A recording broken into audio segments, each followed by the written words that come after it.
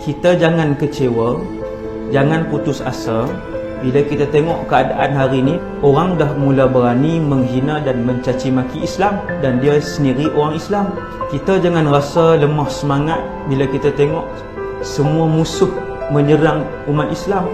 Dan ketika mana kalian melihat setiap inci alam ini dipenuhi dengan kejahatan dan kezaliman, daripada yang tak ada pangkat sampailah yang paling tinggi pangkatnya, daripada yang tak dikenali sampailah yang paling terkenal, daripada yang miskin sampailah yang paling kaya. Kesemua berlumba-lumba membuat kezaliman, kejahatan dan pembohongan.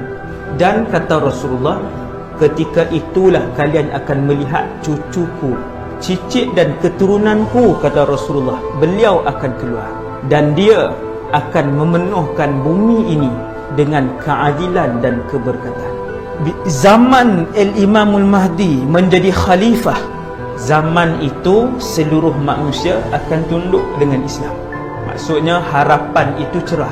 Ketika itu yang akan hidup pada zaman itu juga seorang Rasul dan seorang lagi ketua kepada orang-orang jahat, ketua kepada Dajjal kecil, namanya ialah Dajjal. Dan seorang lagi Rasul, iaitulah Nabi Isa. Isa ibn Maryam alaihi salam, Al-Imamul Mahdi dan Dajjal laknatullah. Tiga benda ini adalah perkara yang mega yang akan berlaku pada akhir zaman. Dua tanda besar kiamat, satu tanda kecil. Dua tanda besar tu Nabi Isa dan dan juga Dajjal. Satu yang tanda kecil ini ialah Al-Imam Muhammad ibn Abdullah Al-Mahdi.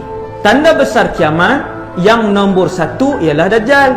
Nabi pun sebut, untuk kalian tengok bahawa Dajjal itu semakin hampir, ialah apabila kamu melihat di sekeliling kalian itu banyak berlaku pembohongan, sehingga orang yang bercakap benar dipanggil penipu, yang penipu itu dipanggil bercakap benar, sehingga orang yang amanah tidak diberikan jawatan, dan sehingga orang khianat diberikan jawatan, pentadbiran, pengurusan dan juga kepimpinan.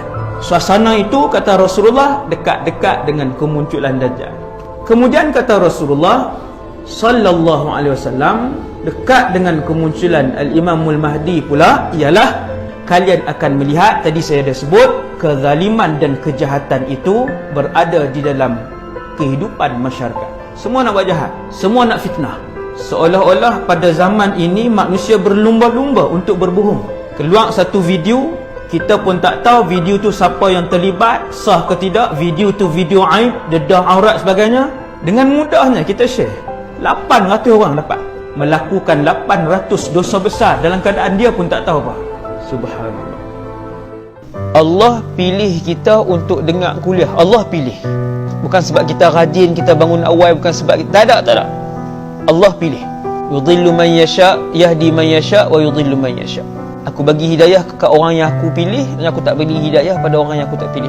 Bila Allah pilih kita bagi hidayah, menjadi kewajipan kita untuk berdakwah. Ada grup, share dengan niat, wahai Allah, aku sampaikan ilmu ni tu. Aku dah ajak mereka untuk kenal Allah, untuk kenal Islam.